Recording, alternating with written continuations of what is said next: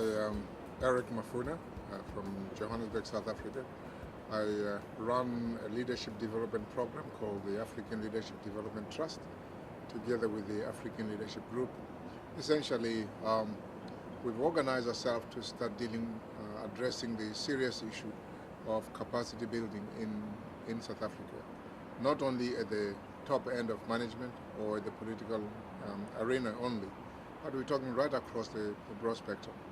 In essence, what we are trying to do is to focus on the issue of how to improve the effectiveness of the people, one, and second, we are concerned with the issue of raising the level of awareness of the people, so that when you have people who are able to think and do things for themselves, you have a better informed citizen. And then they're able to take action over issues that they can do, take action rather than wait for government or somebody to do it for them. When did the idea about the African leadership actually occur? When did it pop up? Oh, this is a long-standing issue. It goes back to around 1998, where we formally started with the research. We did a research which we completed in 2003.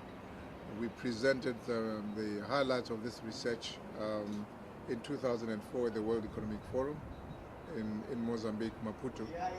And it culminated in last year, where we had President Mbeki come in and do the launch for us.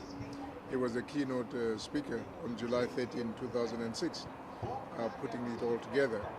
And now we are into the doing phase. We're now going outside South Africa, Europe in particular, looking for two things. One, we're looking at people who can partner with us in developing the material, which the results have to be based, the case studies have to be based on the successes, the achievements of leadership in Africa, but also looking at the challenges that African leadership is not managing to deal with. What is it we need to be doing? That's one.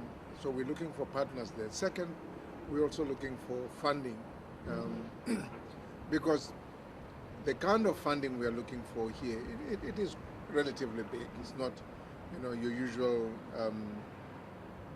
CSI budgets when you're talking about social investment. We are talking about relatively big things to kickstart the program. So we're here on that, and also to get to know who are the key players in Europe. We obviously will also be going into America. And lastly, may I say, we're also looking at networks.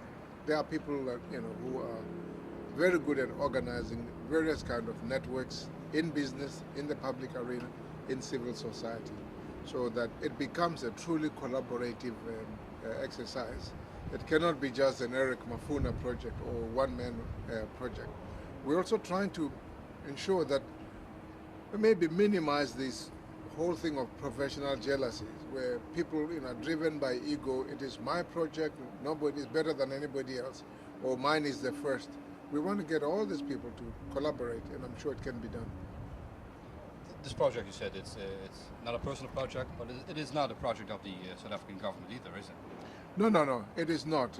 We're very fortunate that we were able to attract the attention, catch the eye of the President of South Africa, whose mind is in this area conceptually, understand the need to plan, the need for different role players in different areas to initiate things.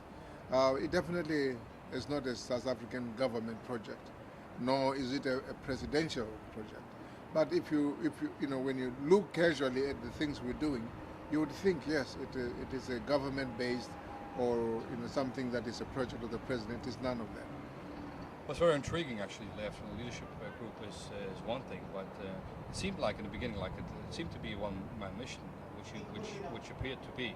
Apparently now it's grows very much bigger than it already is. And you especially focus on special countries within Europe. What countries are you actually focusing on? Well, I think coincidentally, you are focusing on those countries that have a connection to Africa, and particularly in our case, South Africa.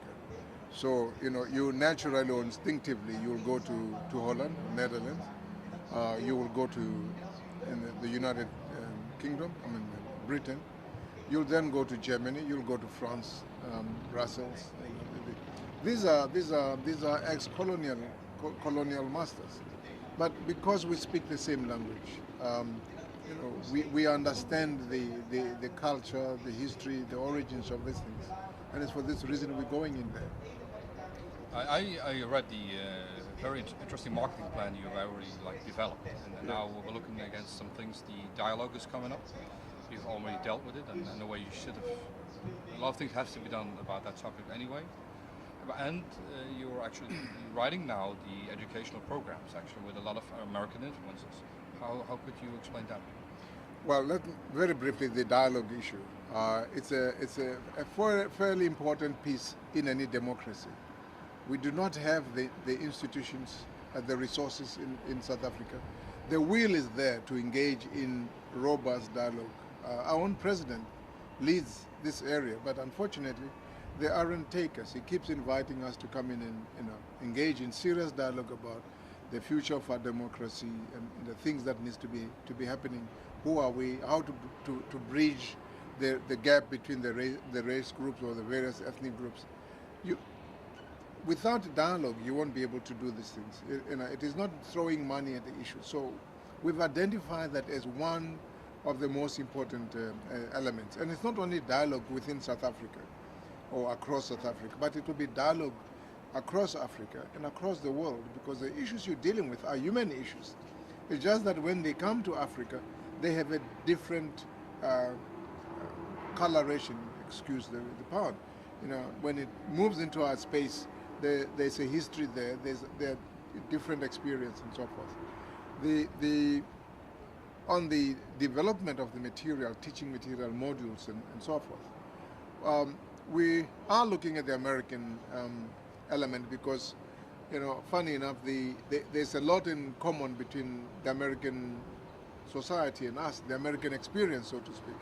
The black-white issue in America, it's almost identical to what is happening in South Africa. In actual fact, you'll find that a lot of initiatives that are cross-cutting of ethnicity, race, and so forth in America and South Africa, they're identical. Even the programs, whether it's affirmative action or small business development, most of those things we are borrowing from America. And they're more readily usable in our space with a few adjustments here and there. So it's not surprising that we will go to the States to look at leadership-based material, because